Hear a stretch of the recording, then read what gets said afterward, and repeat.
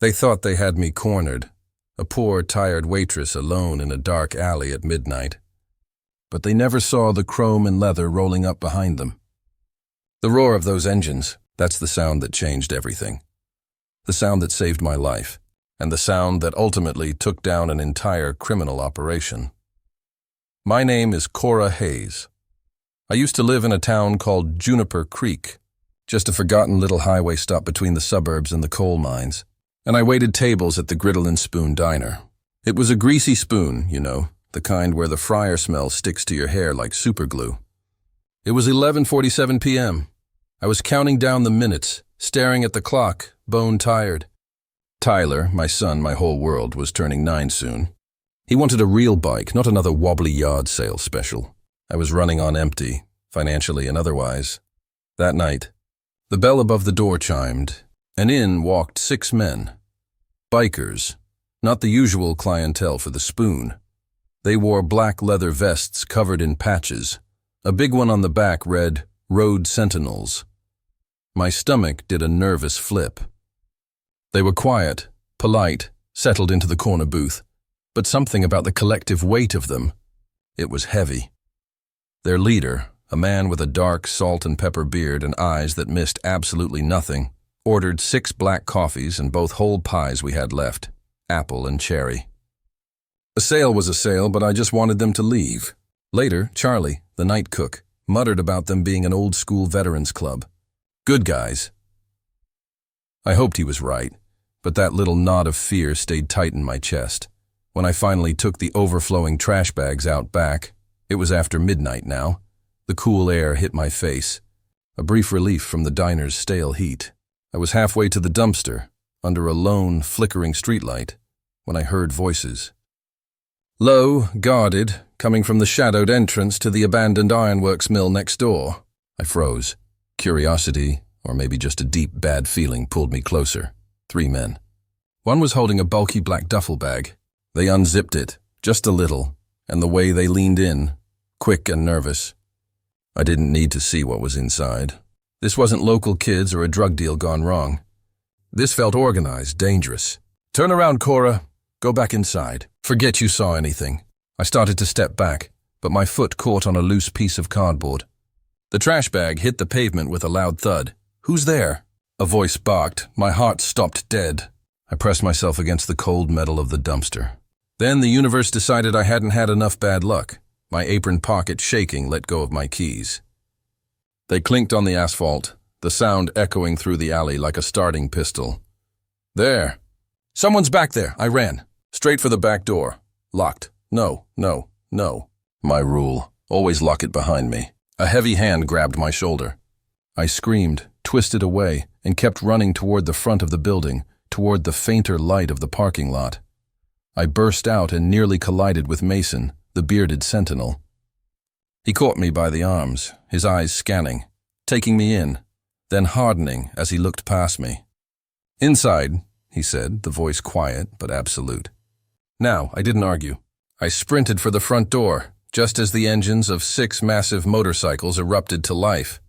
Mason turned, facing the alley as the 3 men appeared. They stopped cold. 6 bikers, standing in a loose, immovable line between them and the diner. The only sound was the deep, rhythmic rumble of the idling engines. Through the diner window, I watched as the one with the shaved head locked eyes with me. He didn't yell or curse. He just smiled. It was the most chilling thing I'd ever seen. Then they backed away slowly, melting into the night. Mason found me by the counter.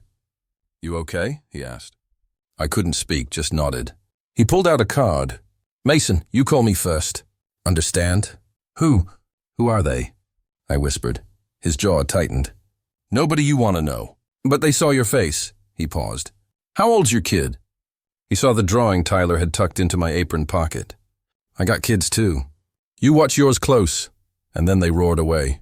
I was left with a card, a dark parking lot, and the crushing knowledge that 3 strangers now knew my face. I didn't sleep. The next morning, I was making Tyler pancakes, trying to act normal, when I saw it. A black SUV with tinted windows idling near my apartment entrance. It hadn't been there 5 minutes ago. I kept my eyes on it as I walked Tyler to the bus stop, my hand gripping his small shoulder too tightly. The SUV followed the bus, then pulled away. When I got back inside, I locked the deadbolt, the chain. And then I saw it. A piece of paper slid under the door. Block letters. 6 words. Keep quiet or else your boy pays. Attached was the photo. Tyler, yesterday morning at the bus stop. They had been here. They had been watching us while I was flipping pancakes. I did the normal thing. I went to the police. I put the note on the counter. The board officer barely glanced at it. Ma'am, without more specific information. Could be kids playing a prank. You got any enemies? He slid the note back. We need evidence. Evidence. I snatched the note back, my hands shaking with a new kind of heat. Anger. The police wouldn't help. They had too much red tape, too little time. I was on my own, almost. I dialed Mason's number. They left a note, I choked out. They threatened my son. The police won't help. Where are you? He said. Stay there. 10 minutes. 10 minutes later, I was on the back of his massive bike, the wind whipping past, leaving downtown behind.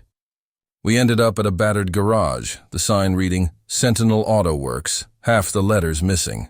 Inside, it looked like a command center, not a clubhouse. Maps, filing cabinets, computers. We're not just a writing club, Mason explained. Most of us are veterans. Investigators, intelligence. We track cases the local cops are too thin to handle. This crew is running a smuggling op through the ironworks mill. Pharmaceuticals, maybe weapons.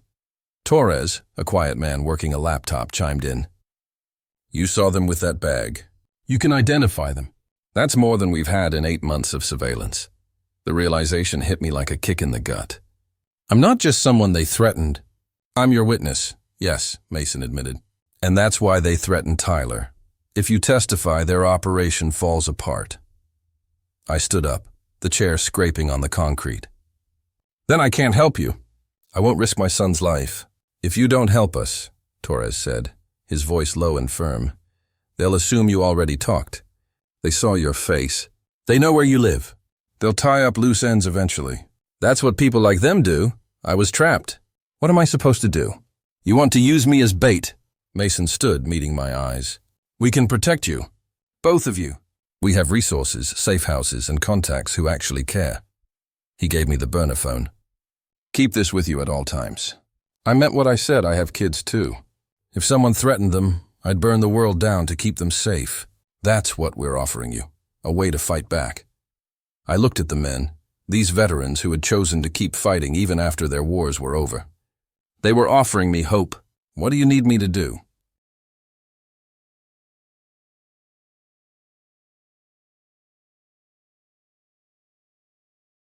The plan was simple, terrifying.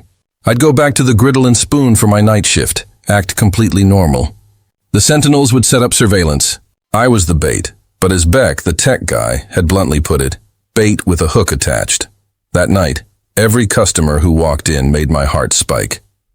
At 8 p.m., a silver sedan pulled up. 2 men. Not the alley guys, but they felt wrong. Too alert, too watchful. They sat right at the counter. 2 coffees, the closer one said. He had a thin scar running down his cheek, and his eyes lingered on my name tag a beat too long. You Cora? He asked. My blood ran cold. I kept my voice flat. That's what the tag says. You work here every night?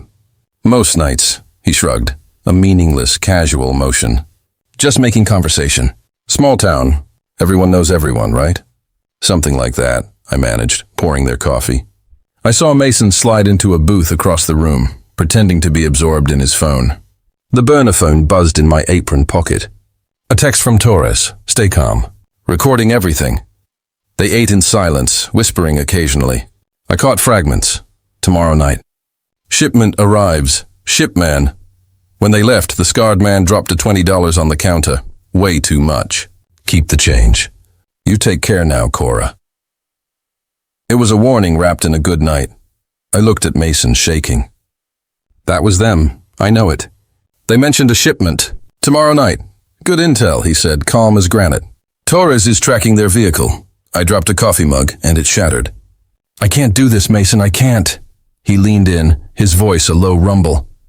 Yes, you can. You are stronger than you think, and you're not alone. Later that night, after my shift, I mentioned the shipment details. Mason's demeanor instantly sharpened.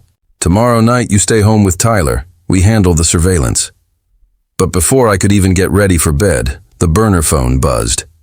Not Mason, my regular cell. An unknown number. We know what you're planning. Back off or Tyler pays the price.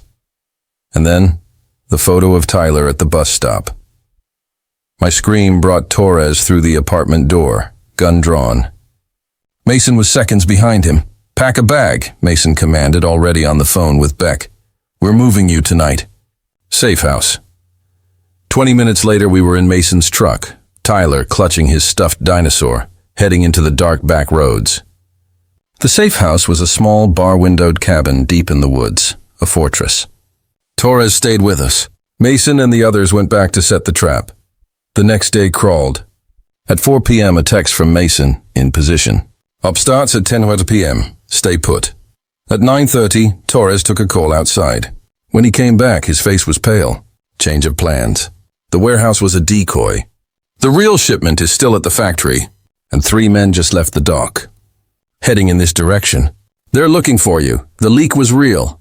They knew where the safe house was. Torres pulled his gun. Mason's 20 minutes out. You secure Tyler. Lock the bedroom door. If anyone gets past me, you take him out the window. There's a trail to a neighbor's house. I locked Tyler in the room. From the living room, I heard Torres barricading the door. Then silence. Agonizing, thick silence. The crunch of tires on gravel. A car door slamming. Torres's voice rang out. This is private property. Turn around, then a gunshot. The sound shattered the night. I threw open the window, pushed Tyler through, and landed hard on my ankle behind him. Run, baby, run! Gunshots echoed behind us, rapid and desperate. I dragged Tyler through the pitch-black woods, using the thin beam of my cell phone flashlight. Half a mile north, half a mile north. The gunfire stopped. That sudden silence was worse. It meant I wouldn't let myself finish that thought. Mom, look. Tyler pointed. A porch light blinking weakly through the trees. The neighbor's house. I burst into the clearing and pounded on the door. An elderly man, shocked but kind, ushered us inside. The burner phone rang. Jenna, where are you? Mason's voice was tight, controlled. Neighbor's house. North of the cabin. Torres. There was shooting. Torres is alive. Took one in the shoulder, but he's conscious. Backup just arrived. 10 minutes later, the driveway was flooded with Mason's truck and police cruisers. Mason burst in, his eyes finding Tyler first, then me. You did great. We got 2 of them at the cabin. The third won't get far. We got them all. An hour later, at the state police barracks, Detective Reeves confirmed it. The 2 men are talking. They led us to the actual warehouse. Your team's surveillance helped us get the warrant. They got them. All of them. The ringleader, the shipment. Illegal pharmaceuticals worth $3 million. It's over. Safe. I hadn't felt that word in years. 3 weeks later, I stood outside the county courthouse, in a blazer borrowed from Detective Reeves. The case had made headlines. Diner waitress takes down major drug ring. Mason, looking odd in a button-down shirt, stood beside me. Ready? No, I admitted. But I'm doing it anyway. In court, I told the jury everything. I recounted the alley, the note, the photo of Tyler. My voice shook at first, but then a strength I didn't know I had took over. When the defense attorney, silver-haired and expensive, tried to discredit me, I didn't waver. I walked past the defendant's table with my head held high. The shaved-head man finally looked at me, and his terrifying smile was gone. Tyler was waiting outside with Mrs. Chen. Did you tell them, Mom? He asked, running into my arms. Are they going to jail? Yes, baby. For a very long time. That evening, I was in my apartment, unpacking boxes from my old life. I had quit the griddle and spoon and started a new job at a cafe near Tyler's school. Then the rumble came. 6 motorcycles pulled into the parking lot. Mason Torres, arm in a sling, and the others. Heard you got a new job, Mason said. Thought we'd celebrate. They brought pizza. They crowded into my tiny apartment, and Tyler laughed until his sides hurt as they told him funny, highly edited stories. When they left, Mason was the last. He pulled an envelope from his pocket. The bike fund, he said. $500 from all of us. Every kid deserves a real bike. Besides, he smiled, a genuine, warm smile. You helped us close a case we'd been chasing for months. Consider it a consulting fee. Tears blurred my vision. Thank you. For everything. Thank you for trusting us, he replied. You know where to find us. And Cora, he paused at the threshold, you are stronger than you thought you were. Don't forget that. The next Saturday, Tyler picked out a bright blue mountain bike. The shop owner even threw in a helmet, with a wink that suggested Mason had called ahead. That afternoon I watched Tyler fly around the parking lot, shouting with pure joy. I stood there watching him, my heart full. 3 weeks ago I had been running through dark woods, terrified. Now I was watching my son soar.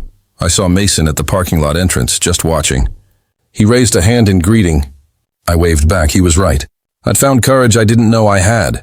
I'd found people who stood beside me when it mattered. I'd found my own strength. The road sentinels rumbled past on their evening ride. They weren't just passing through. They were checking in, keeping watch, protecting their family.